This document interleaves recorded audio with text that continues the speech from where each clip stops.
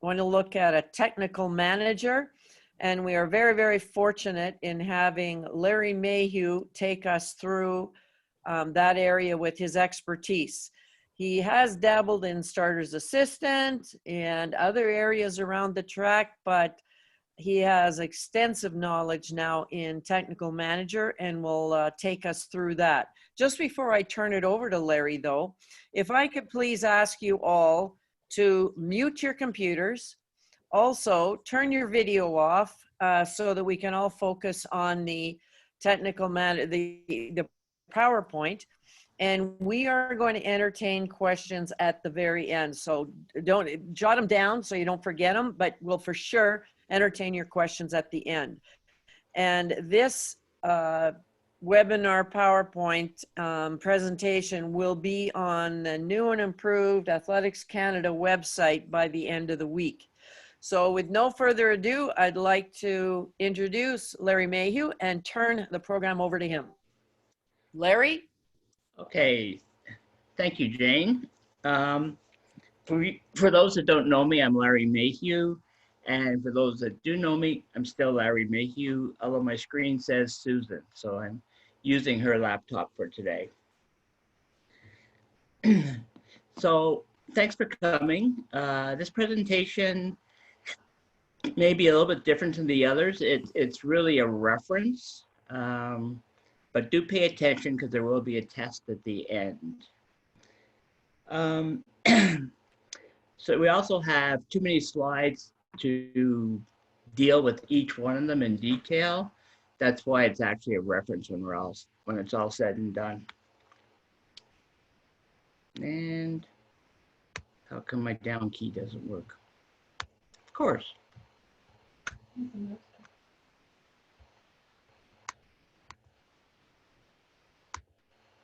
Okay, so the agenda, first of all, I threw in a few definitions, something that confused me at the beginning and probably still confuses me now.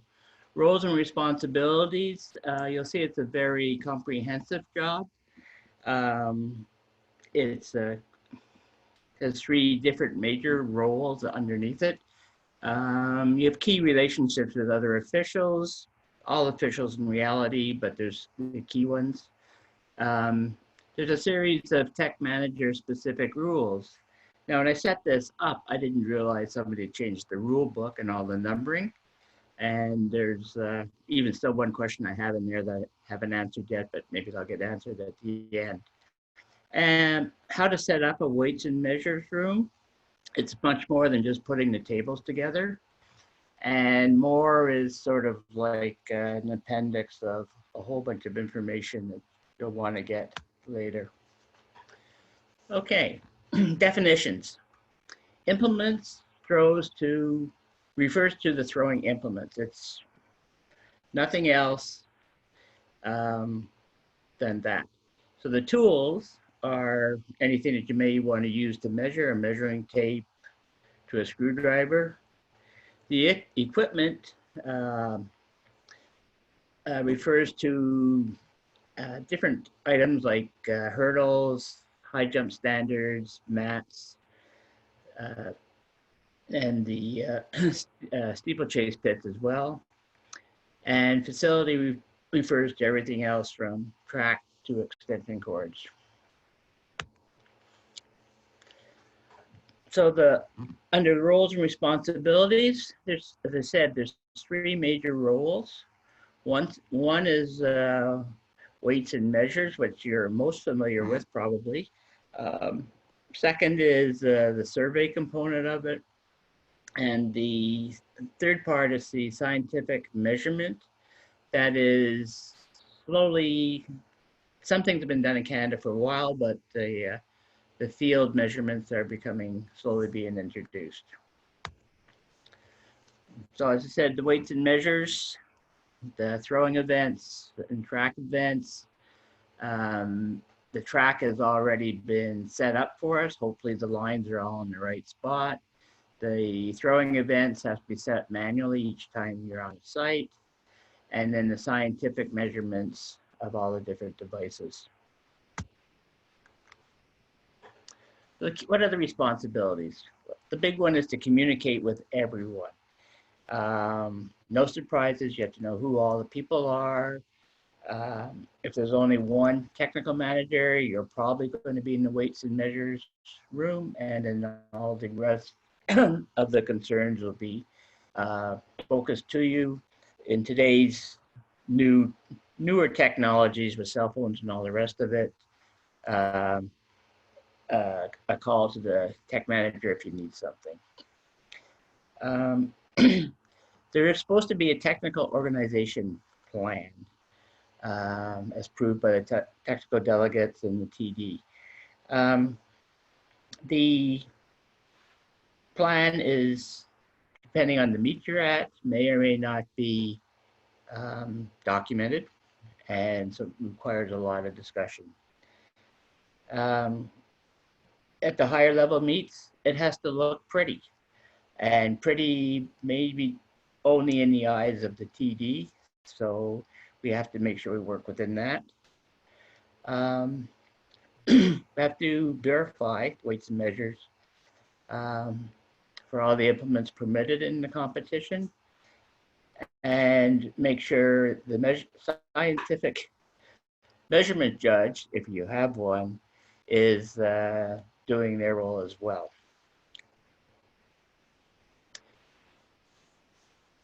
So from a weights and measures perspective, what do you have to do? You have to set up the whole processes for personal implement intake, the certification, and the return processes. And that sounds simple, but it's got many steps to it, and there's no matter how you mark a shot put to belong to a certain person, any markings will disappear after the second put. So you receive the implements, you do the tracking, certification, and also fill out any fail forms that the implement has failed.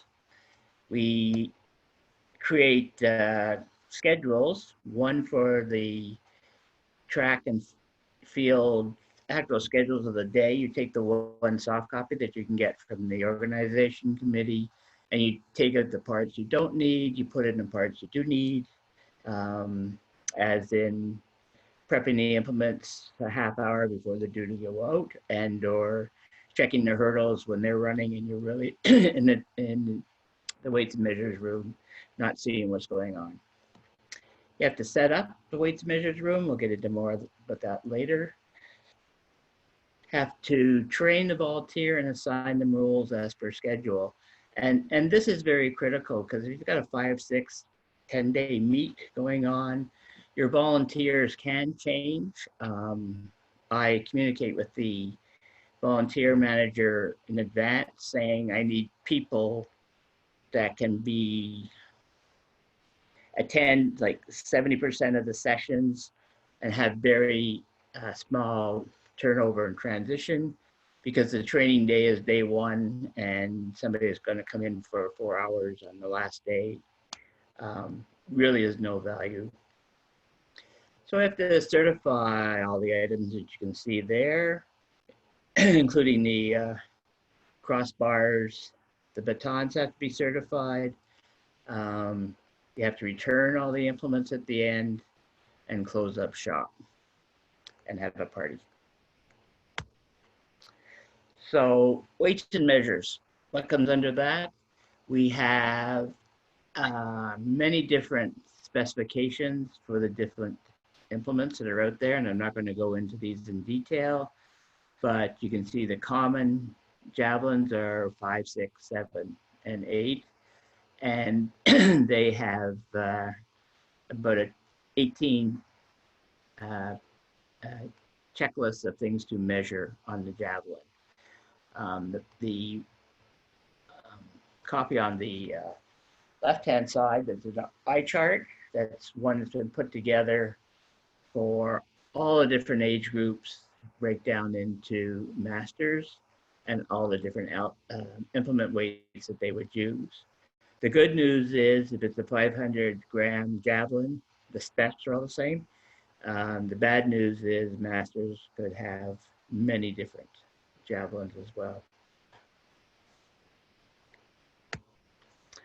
Track events. You have to review the official survey documents. I've never seen them. Inspect the track markings, looking for things that are in the right spot. Most of this is eyeballing, and from your experience, I'll tell you that at York University on the indoor track, at the center there, they have two start lines, two curved start lines, and the two curved start lines are actually different. I actually noticed that 2 years ago, and they've been using that facility for I'm not sure how many years. So those are the types of things that you may find. You may need to extend 1,500 start line, depending on the number of athletes that are going to be in the race. And you may have to make boxes for certain events as well, depending on the level of the meet. People chase barriers. You have to make sure that they do go up and down, and they do roll and can get locked in the proper position. So it's just all these things need to be looked at, inspected to make sure they're ready to go. If you got brand new hurdles, there's actually a weight test and marks for those as well. So the field events, you've got your javelin runways and your markers for distance that have to be applied to those. The landing sectors for all the different events. The circles for shot, discus, and hammer, and also the cages for discus and hammer to make sure that they're at spec. The toe boards and also the intermediate boards for that are set up that should be nice and level as well when you're setting that up, and there's tricks of how to do that. The crossbars, you have to make sure that they're within a certain spec of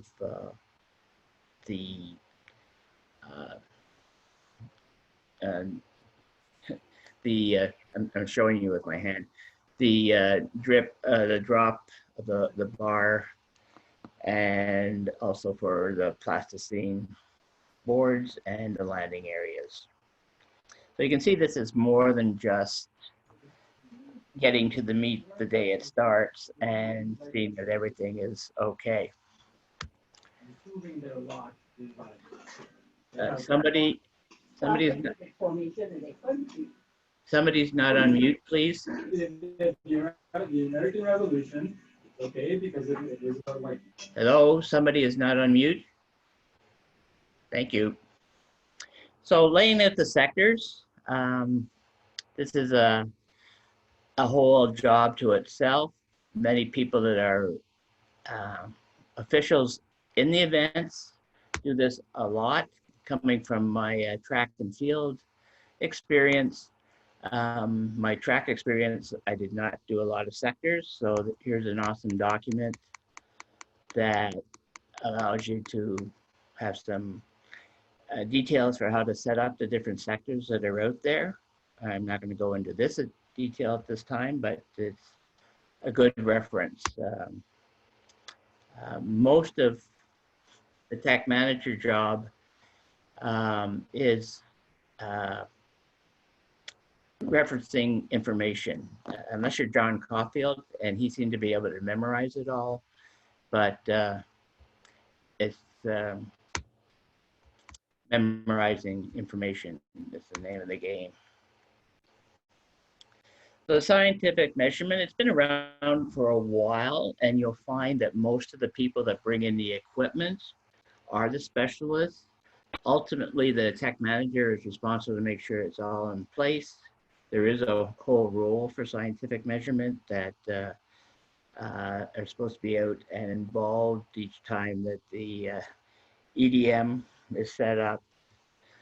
And with the, wind gauge is something we've been doing for years.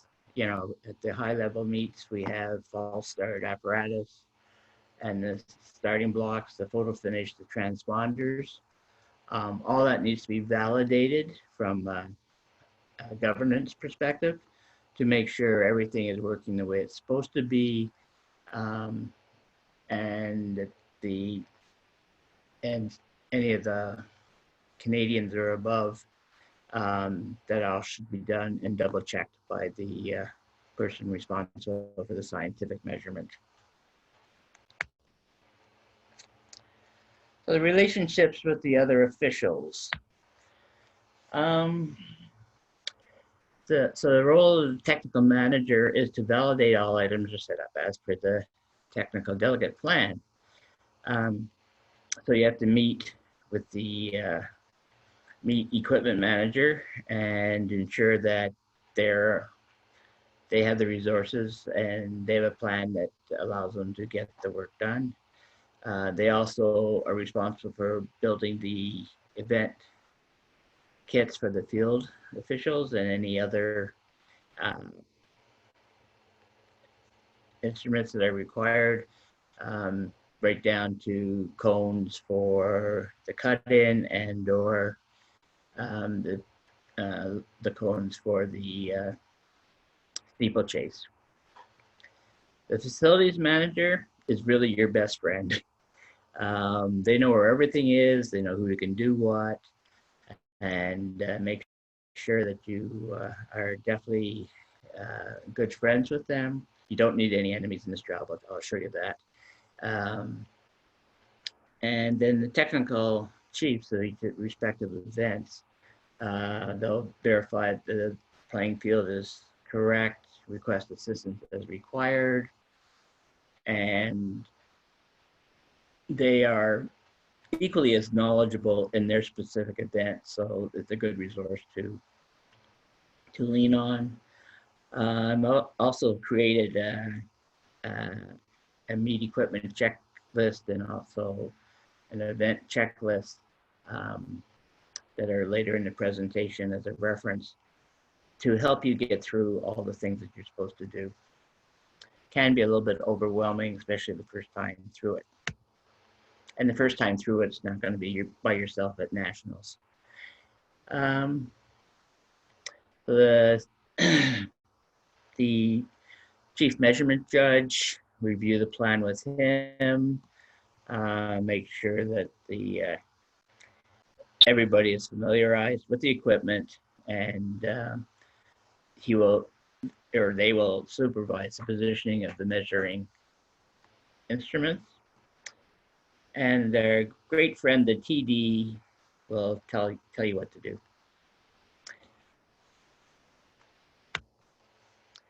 So what technical manager is not the technical director, not the competition director, not the equipment manager, not the facilities manager, he's not the chief technical officials, and not the measurement judge.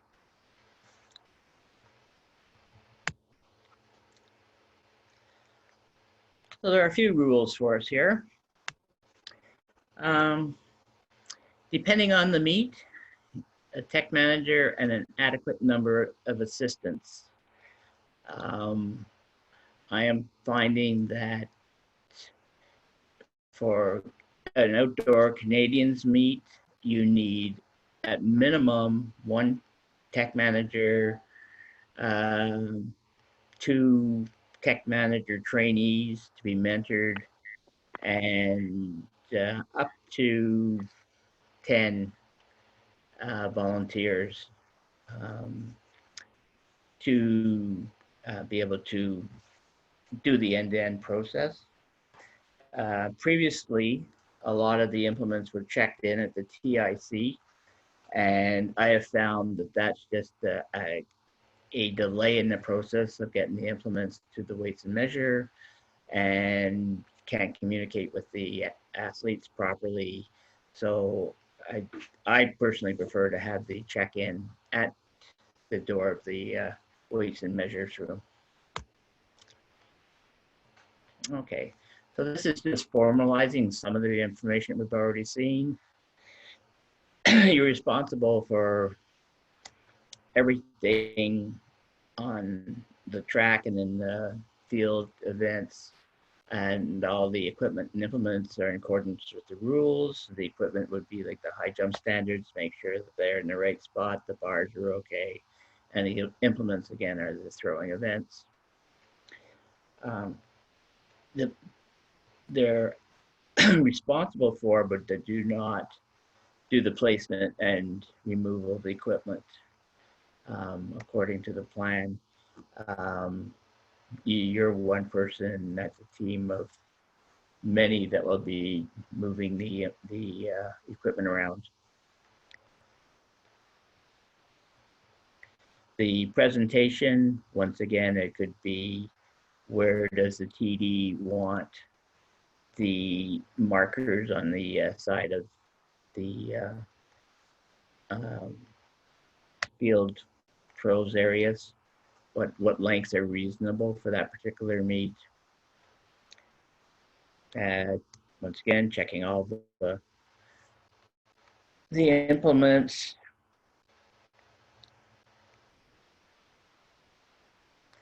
And the last one, I knew what it was a month ago. So getting into the rules, these are all the new rule numbers. So hurdles, they have to have a certain dimension around the manufacturing of them, and certain heights that go with them. The distance to the hurdles is critical. 90% of the time, the track is marked correctly. If you get into edges under 20, you'll find that some of the tracks may or may not be marked, and you would have to get out there first thing in the morning and mark the track, usually with a little bit of tape, so you know how to set up the shorter hurdles. Steeplechase is really fun. You get to put your feet in the water on a really hot day. You aren't going to change the shape, but you can make sure that the pit is right and the water's to the right level and topped up when you're there. And the steeplechase barriers themselves, most of them are going to be adjustable, but make sure they are adjustable. They're easy to adjust. And the problem we ran into Canadians last year was that we couldn't lock the wheels properly, and it could have been just as much user error as not, but nobody was really sure what we had to do. Baton.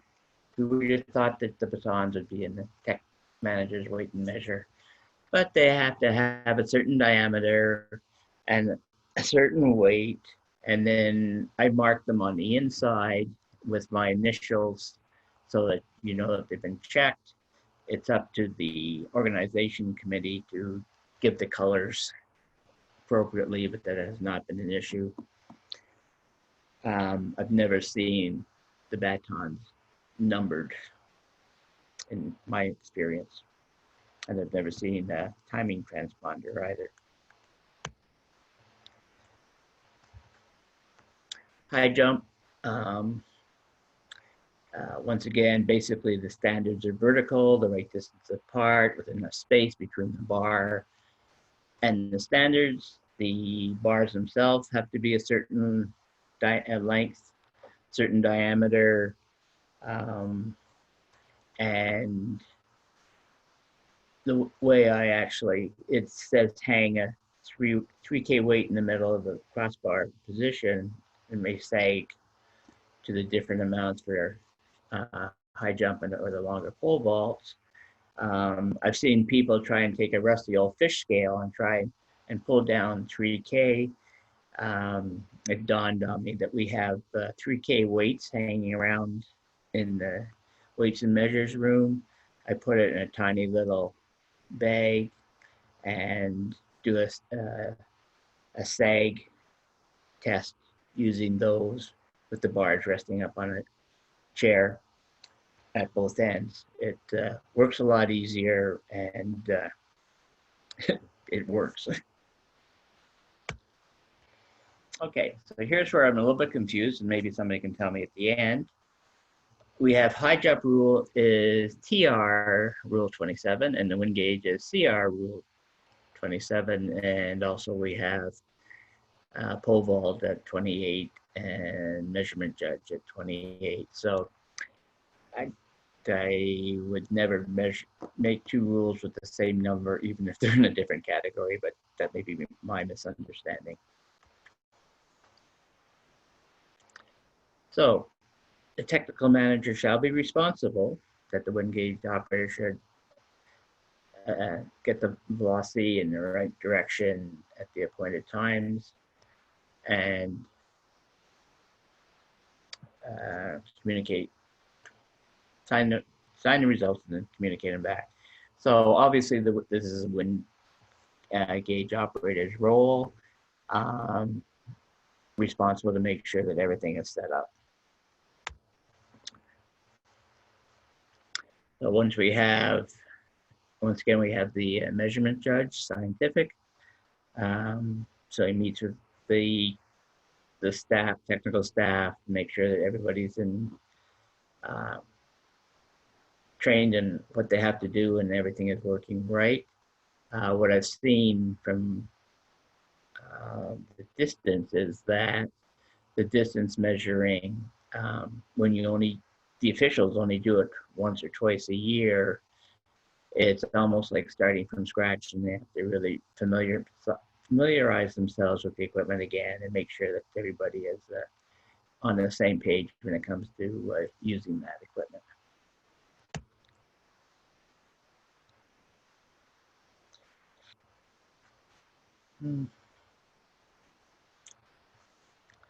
So a form of conformity shall be issued and signed by all those involved. Even during my experience not being responsible for it, that's something that I think we're weak in at the moment. Sorry, that doesn't mean it's not done. It just means that our audit trail is weak. High jump. We've seen some of these before. The distance between the standards and the bar, and the support, and the length of the end of the crossbar. All very, not rocket science, but time consuming. Pole vault, once again, similar to the steeplechase, you're not going to change these on the spot, but you have to make sure that the vault box is lined up with the standards, and they're adjustable to the right scope of what's required for the athletes.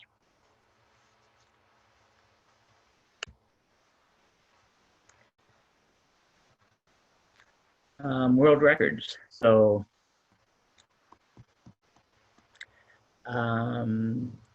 for any throwing event that a record is set, the referee on site shall immediately mark the implement used.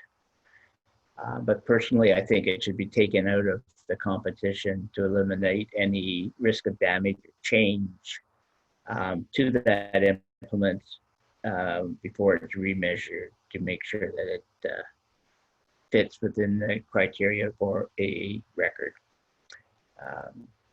I would hate to see somebody receive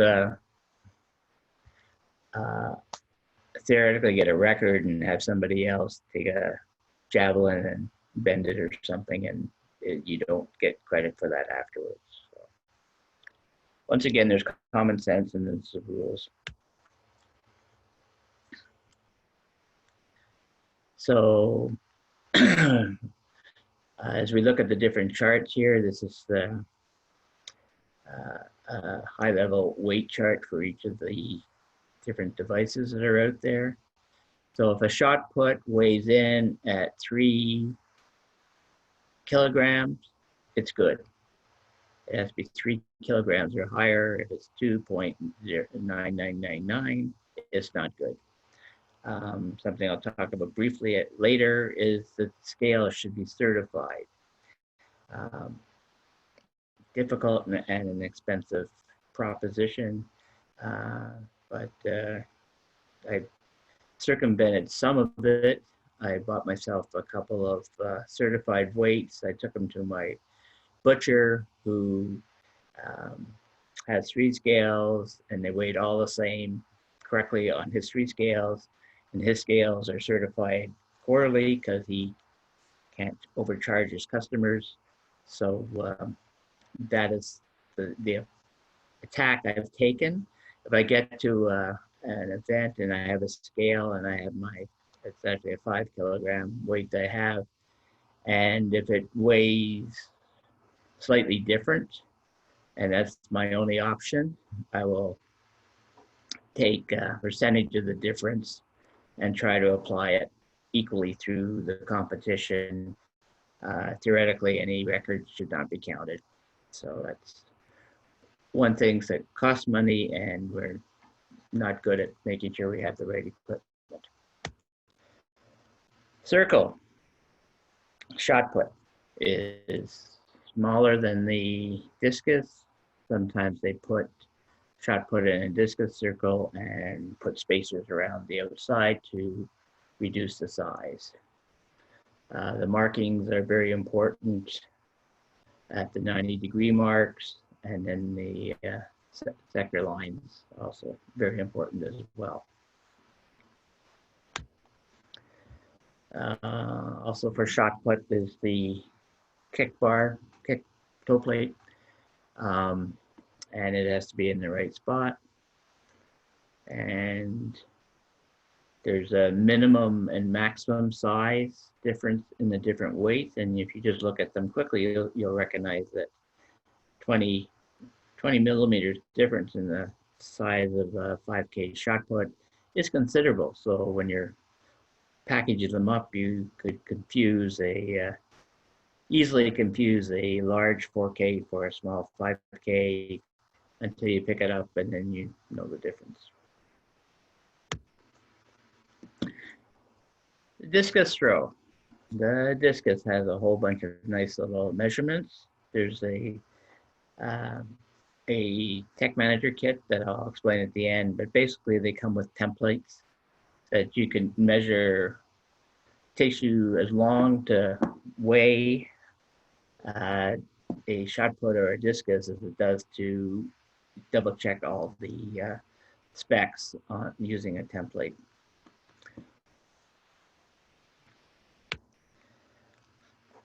The circle, the 2.5, the other was 2.13, I believe. Once again, need to check them. The other things I've seen happen is that they're not smooth enough, and they're supposed to have a smooth surface for twisting on both the disc, all 3 of them. And Pan Am's, we had to get the contractor back in and grind it down and smooth it out to be able to use it for Pan Am's. Discus Cage. These are the specs for it. You have to check to make sure the netting is not too tight and not too loose, then we'll do the job, and that it's protected, or that everybody is protected from the implement if anything goes astray. The discus cage can be the same as the hammer cage, but they are set up differently for those environments.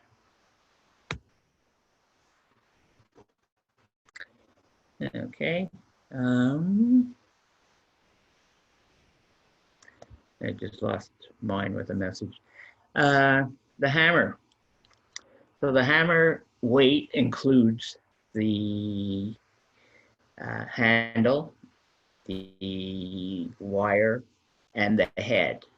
So when you're measuring this, you carefully put the handle or the head onto the handle with the wire out, not hitting anybody, and weigh it accordingly.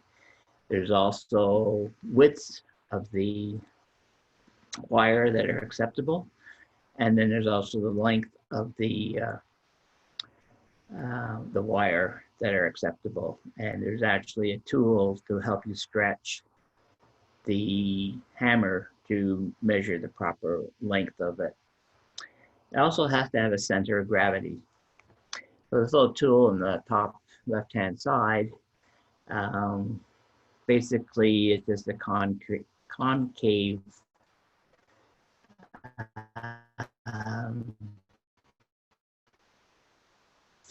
to the itself on that, and it should not roll off that stand. As learning will tell you, that I saw the little device for about my first 3 meets and didn't know what to use it for. So it's a lot of a lot of learning as you go on in this world. The hammer circle is set up in this direction, and it's the hammer and the discus that actually change the size of the circle with the spacers. Once again, the net has to be set up, the doors have to work. Some of these are left outside, well, they're all left outside.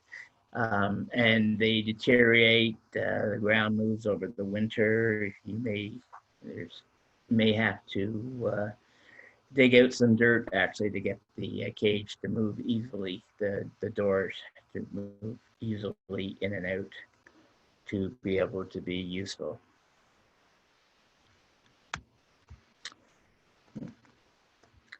Javelin. I just got a message that my internet is not super. If somebody can message me or something if it's not working properly. The javelin, to measure a javelin takes 15 minutes to do all the tests. The first time you do it will take about 2 hours and 15 minutes. So this is a major part of the learning curve when setting up a weights and measures room.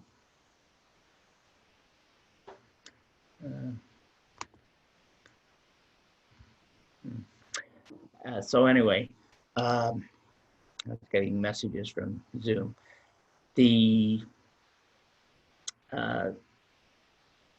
What I tend to do is as I go through, I'll talk about it later, I go through a quick training session for all the people on how to do the measurements. If I find a couple of people that are really technically wise and capable, I will try and put them into the javelin and train them up, and they'll go from 2 hours and 15 minutes down to 15 minutes in about 6 javelins. But it's, even though you have all these measurements and they've got all the controls and the numbers, it's not all that easy to even interpret when a number gets really close to what is this over under in a length type of a situation.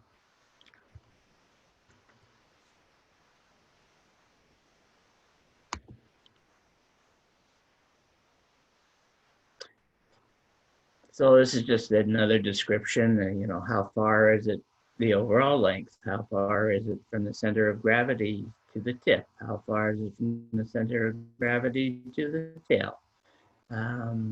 And the the grip itself, is it tight?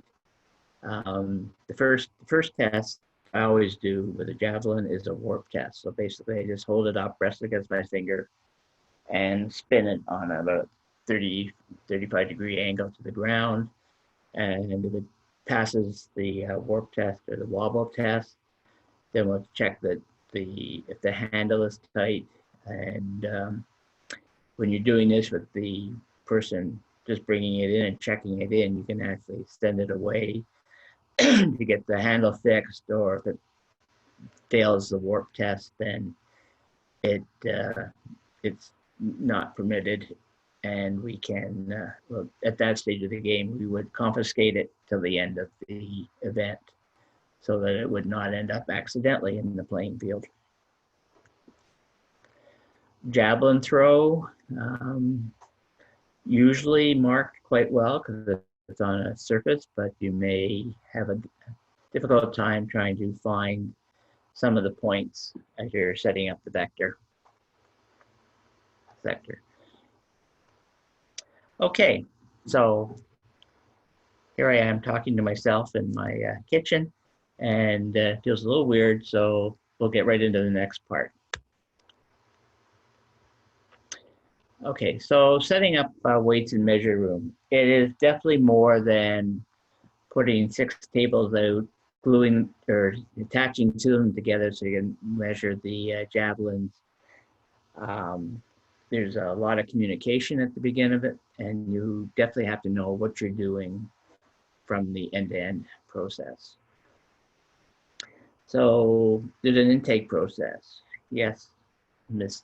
or Mrs. Athlete will bring in your implement, we identify it, we'll give it a marking, a temporary marking with their, usually their bib number, and give them a receipt. So we log it in that we received this. So if we get 10 javelins in of a certain weight category, we'll take them all in, and there'll be 10 of them that'll be logged. As we certify them, we will make sure that they're good for the competition. If there are issues, we will notify the athlete by cell phone, by text. Actually, I use text because I have an auto log when it's all done. The ones that are accepted will assemble for competition with any of the LLC implements.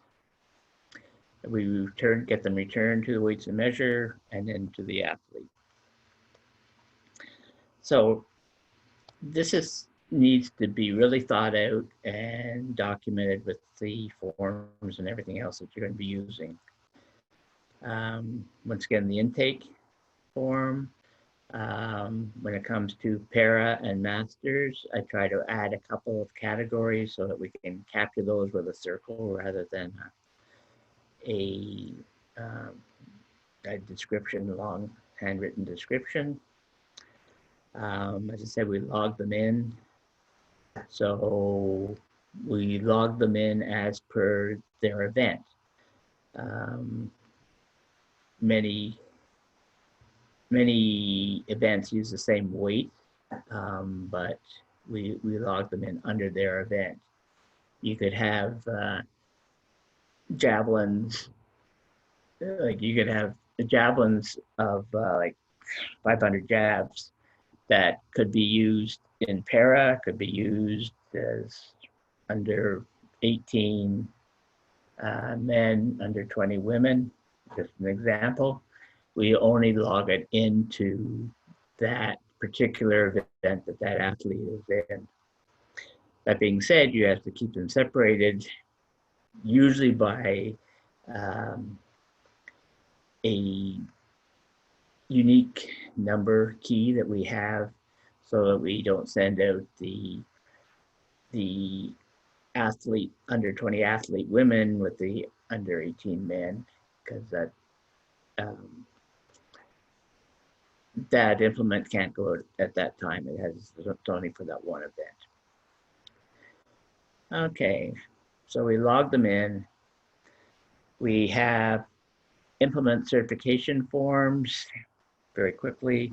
Shot put, what's the weight, and then we have these templates that are over under. If it fails once and goes through the big one, then it's okay. Really nice quick check.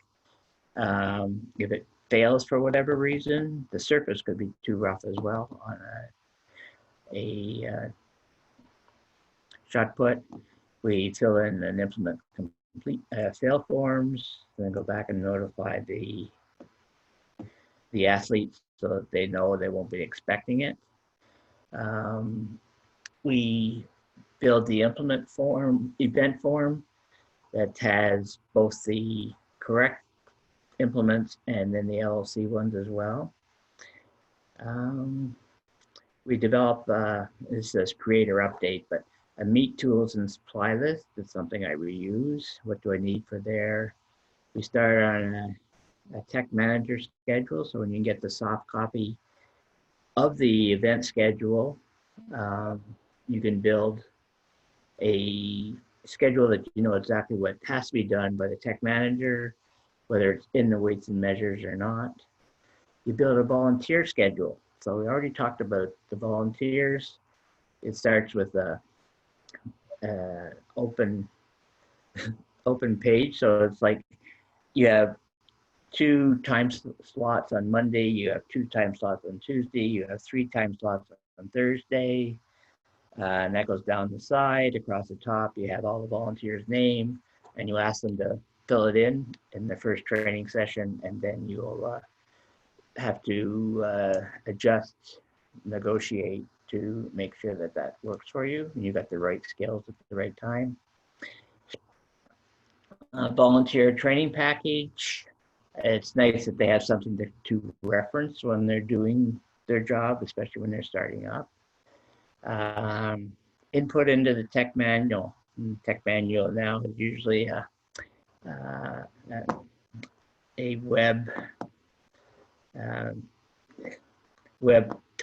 multiple web documents under the meet. Couple of key things here. The officials, you want them to pick them up and return the implements to the weights and measures room. And I know, Jane, that doesn't always work, but we hope our officials, somebody's being going through a validation process, and they can make sure that they do come back. Athletes cannot take implements from the event. So at the end of the event, no matter how nice they are, they have to come back in.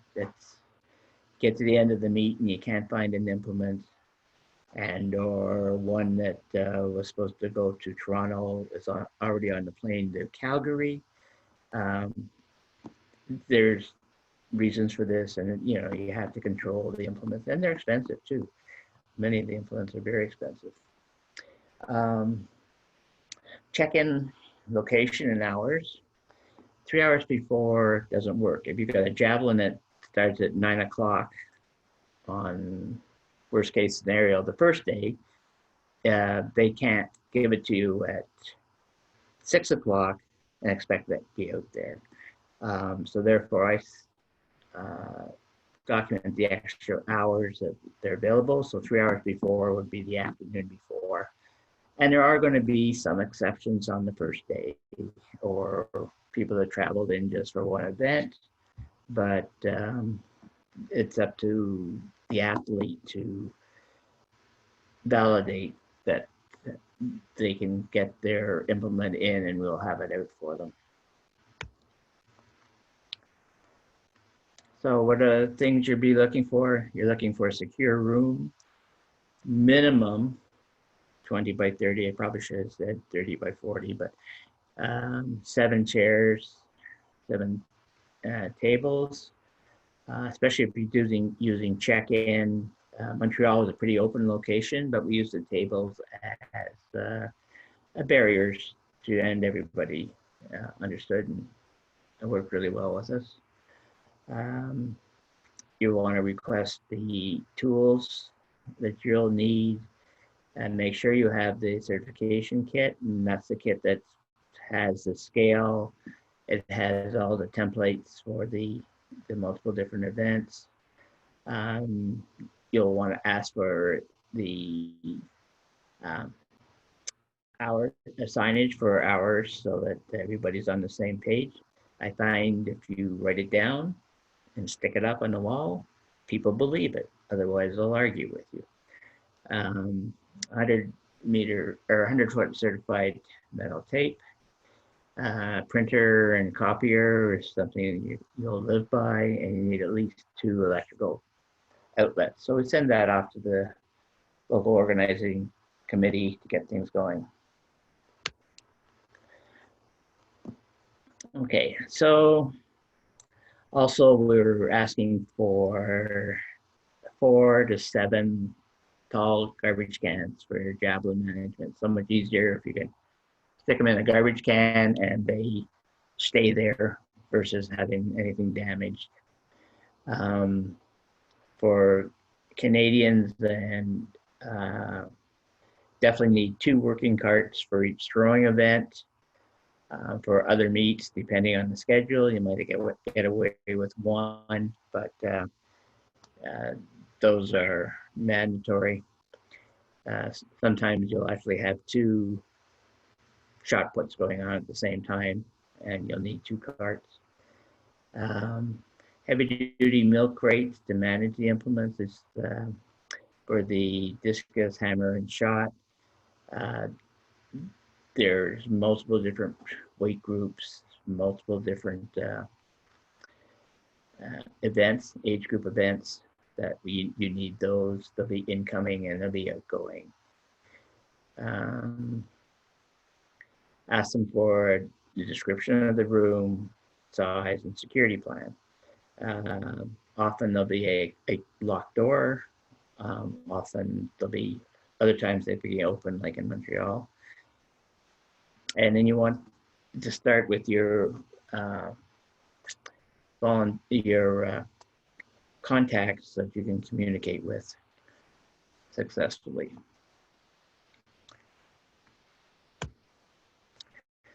Okay, when you get there, you get everybody together, you get a coffee, you walk around the entire competition area to see what's out there, and this is done with the other TM officials that are going to be working with you. You start to do an inventory of what you asked for and what listing any gaps or issues. You locate the meet provided implements. Sometimes they're over there, and sometimes, whoops, they were over there. You can communicate with all your people. You've asked your volunteer communicate coordinator for the volunteers that can stay a longer term or be working many more days over the course of the meet. You set up the room. You join 2 tables together for a jab station. Your weigh scale on a stable table. If it's somebody can bump the table, your measurements will not be accurate. So either on a separate table that's by itself. In Montreal, we actually use the pass-through window into the equipment room. You label your milk crates and implements and weights. You label your garbage bins for the javelin weights and 1 for input. You install your signage. It says here's the intake area and the hours. You position the carts in a logical order. Now these carts are 2.5 by 4 feet long with a handle. They can take up half your room if you don't have that sorted out properly. And you set up the physical intake queue to manage the athletes. So if you put up 2 posts, then they have to come through those posts to get to you, then it'll be a lot easier than everybody just coming in as a great big V to the table. And you follow up with all gaps and issues. And you'll do that some more. Okay, train your volunteers. Yeah, I know. You have to train your volunteers on everything. You'll try to reuse your volunteers at certain stations, and they'll figure that out pretty quickly. I like to walk a shot put through where, somebody pretends to be the athlete, they give you the shot put, they complete the paperwork, they pass to the next step and perform all the steps, including the certification. And then I'll change people's roles and we'll do it again. And all the time you'll be observing for your admin skills versus your technical skills, as I alluded to before. Train everybody on certifying discus hammer, and then select the top 2, 3, 4 to be trained on javelin. Follow up with all the gaps and issues. And this is where you'll get the volunteers to fill in their time slots and make sure it's going to work for you. As I say, you may have to do some negotiation in this space if you're really weak. Everybody says they can't come in Wednesday afternoon, you're in trouble. Follow up with gaps and issues. Okay. So then, as another part of the test, they will certify and log all the locally provided implements by the LC, and that will give them a fair bit of non-rush training.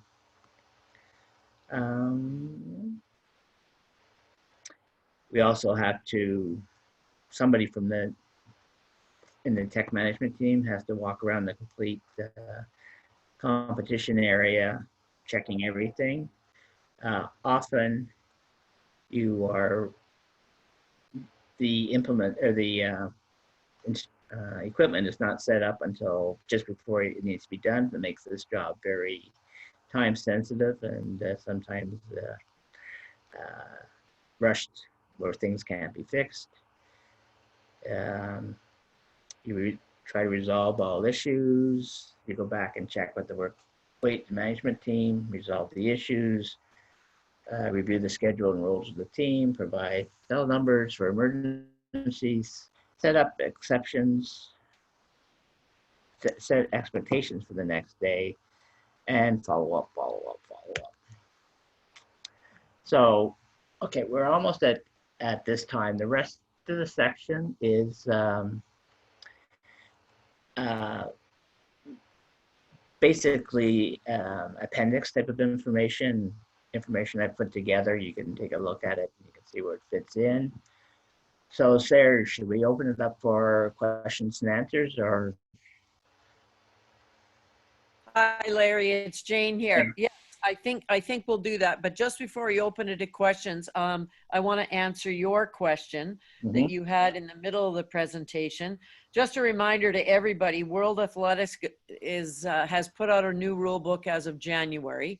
And because of the onset of COVID, some provinces have the new rule book, some provinces don't have it. And then the distribution has been held up within your provinces because of all competition was basically suspended in March. So we need to be referring to the new World Athletics rule book, and it is totally different than we've had before. There is a set of competition rules and there's a set of technical rules.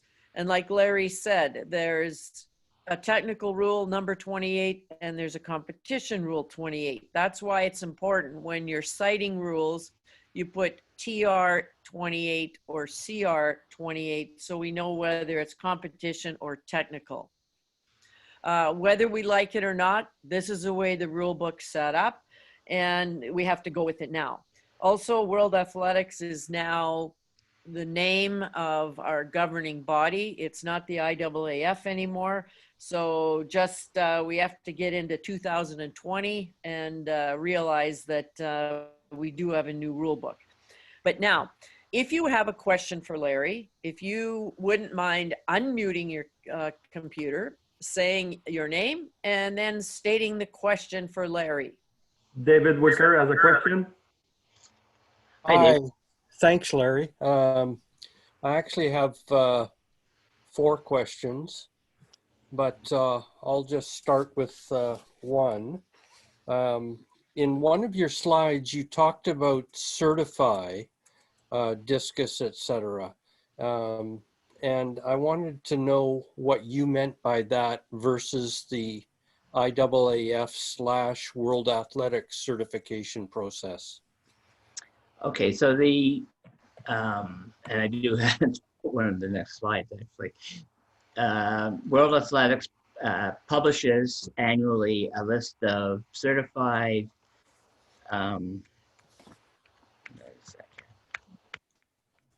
that's the next one. Okay, yes. So they have a catalog of every weight and every manufacturer and a description, and it's the way they put it out. You can't find 2 years ago certified, almost impossible to go. So these are the implements that the World Athletics has certified as meeting their standards. Now, when it goes from the catalog to the athlete to the meet, anything could change. And so my use of the word certification says that I am recertifying that it's still within specs. Okay, thank you. Second question. Do you have a track certification plan from IAAF/World Athletics in the technical manager's room?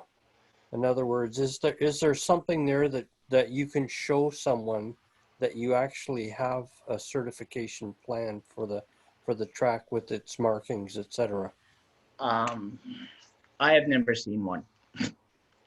So You've never seen one? Yes. It depends on where you are, and like it's probably there. For all the big tracks, they have one, but I have never had the privilege of seeing one. Right. Okay. I know when I was technical delegate at the Pan American Games in Lima, Peru last summer, I had a copy of the IAAF certification for both the stadium and the training track. So I had them available if somebody wanted to look at them or see them. You also had a different title. Yeah. But often as technical delegate, I'll go to the technical manager's room and ask if they've got one so I can see it. That's one of the roles the manager has to play. Fully agree. Yep. Third question relates to remeasure after a record of an implement. Is that something you do, or is it something that's done by the referee of the event? No, it should, from my perspective, it comes back to the weights and measure and be recertified, because recertified is the word I should be using, and make sure it's still within spec. There's Okay, a risk that if it got out of spec on the pistol, and that the record wouldn't count theoretically, but we would minimize any other throws knocking out of spec. Okay, and the fourth question is really more of a comment. I'm just wondering about World Para Athletics differences that you would have to play or a role that you would have to play with those. Things like our national championships in Canada, where we have a para, a junior, and a senior championships all at the same time. And things like track measurements for relay exchange zones, etc. Yes, that would definitely play a part on it. the control center, athlete control center, is the first place to double check the measurements of any wheelchairs or throwing chairs that are going out. And if there's any issues, I'm the backup on that one. And also we have multiple different weights for the throwing events as well for the paras. Right, okay, and So I liked your that comment, is the involvement. right. I liked your comment where you,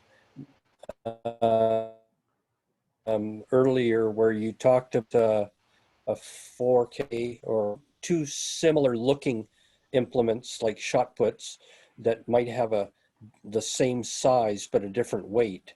And we had one situation where, and it was a para competition, where there were two different classes of athlete competing at the same time, and they had two different weights, but the wrong weight was given to one of the athletes who subsequently set a world record with the lighter weight. And it looked like the same implement. It looked like it should have been the heavier implement, but it wasn't.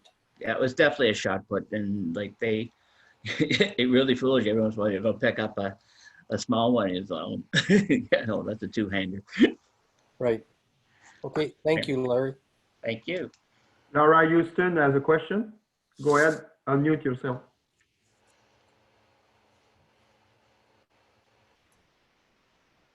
This Laura, is Carol DeWeese. I have a couple of comments, not just questions. Carol, Yes. just, I have someone else before you. Oh, okay, let him go. Laura Houston. Laura? Okay, I'll go. Okay. I'm a technical manager in the US, and I find you've given, I think most people have no idea the detail of what we have to do and what we're responsible for. What I find though is we make a separation a little bit between our technical manager and our weights and measures person. I'm responsible for it, but pretty much they handle that. And I focus on a lot of other issues.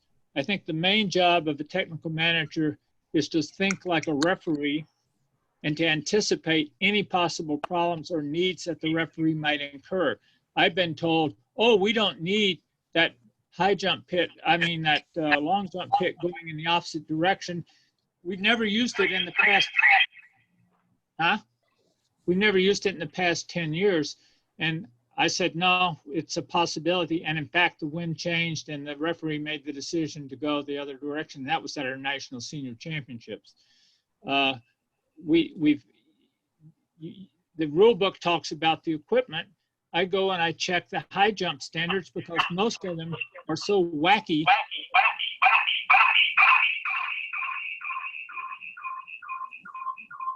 Most of them are so wacky that you have to fix them in advance. And so what happens at our national championships, I don't know about in Canada, but typically the technical manager comes in 2 days early.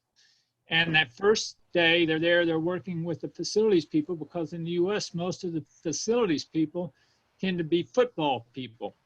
And they like 4-inch lines instead of 5-centimeter lines and other things. And they put the lines in the middle of the line instead of properly, or they put it on the wrong side. So you anticipate issues, you work with people, and your job is kind of overseeing and anticipating.